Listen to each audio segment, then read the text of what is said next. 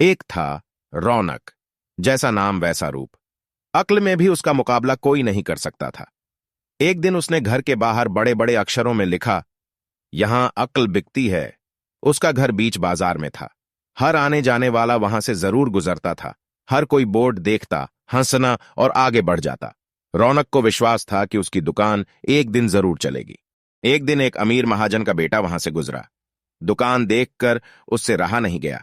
उसने अंदर जाकर रौनक से पूछा, यहां कैसी अक्ल मिलती है और उसकी कीमत क्या है? उसने कहा, यह इस बात पर निर्भर करता है कि तुम इस पर कितना पैसा खर्च कर सकते हो। गंपू ने जेब से 1 रुपया निकालकर पूछा, इस रुपए के बदले कौन सी अक्ल मिलेगी और कितनी? भाई, 1 रुपए की अक्ल से तुम 1 लाख रुपया बचा सकते हो। गंपू ने 1 रुपया दे दिया। बदले में रौनक ने एक कागज पर लिखकर दिया, जहां दो आदमी लड़ झगड़ रहे हों, वहां खड़े रहना बेवकूफी है। गंपू घर पहुंचा और उसने अपने पिता को कागज दिखाया। कंजूस पिता ने कागज पढ़ा तो वह गुस्से से आग बबूला हो गया। गंपू को कोसते हुए वह पहुंचा अक्ल की दुकान। कागज की पर्ची रौनक के सामने फेंकते हुए चिल्लाया, वह रुपया लौटा दो जो मेरे बेटे ने तुम्हें दिया था। रौनक ने कहा, ठीक है, लौटा देता हूं, लेकिन शर्त यह है कि तुम्हारा बेटा मेरी सलाह पर कभी अमल नहीं करेगा। कंजूस महाजन के वादा करने पर रौनक ने रुपया वापस कर दिया। उस नगर के राजा की 2 रानियां थीं। एक दिन राजा अपनी रानियों के साथ जौहरी बाजार से गुजरा। दोनों रानियों को हीरों का एक हार पसंद आ गया। दोनों ने सोचा, महल पहुंचकर अपनी दासी को भेजकर हार मंगवा लेंगी। संयोग से दोनों दासियां एक ही समय पर हार लेने पहुंचीं। बड़ी रानी की दासी बोली, मैं बड़ी रानी की सेवा करती हूं, इसलिए हार मैं लेकर जाऊंगी। दूसरी बोली, पर राजा तो छोटी रानी को ज्यादा प्यार करते हैं, इसीलिए हार पर मेरा हक है। गंपू उसी दुकान के पास खड़ा था। उसने दासियों को लड़ते हुए देखा। दोनों दासियों ने कहा, वे अपनी रानियों से शिकायत करेंगी। जब बिना फैसले के वे दोनों जा रही थीं, तब उन्होंने गंपू को देखा।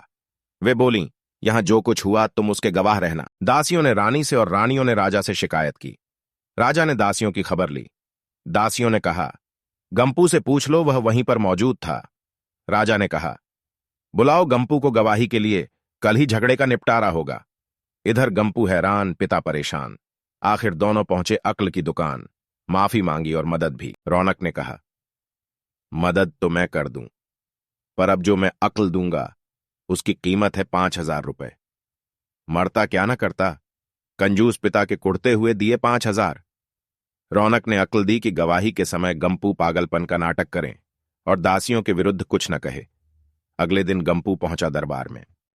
करने लगा पागलों जैसी हरकतें। राजा ने उसे वापस भेज दिया और कहा, पागल की गवाही पर भरोसा नहीं कर सकते।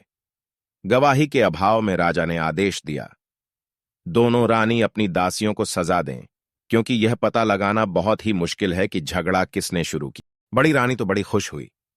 छोटी को बहुत गुस्सा आया। गंपू को पता चला कि छोटी रानी उससे नाराज हैं, तो वह फिर अपनी सुरक्षा के लिए परेशान हो गया। फिर पहुंचा अक्ल की दुकान। रौनक ने कहा, इस बार अक्ल की कीमत 10,000 रुपए। पैसे लेकर रौनक बोला, एक ही रास्ता है, तुम वह हार खरीद कर छोटी रानी को उपहार में दे दो। गंपू सकते में आ गया।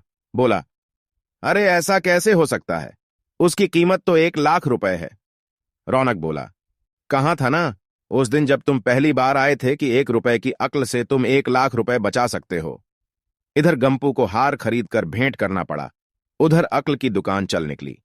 कंजूस महाजन सिर पीट कर रह गया।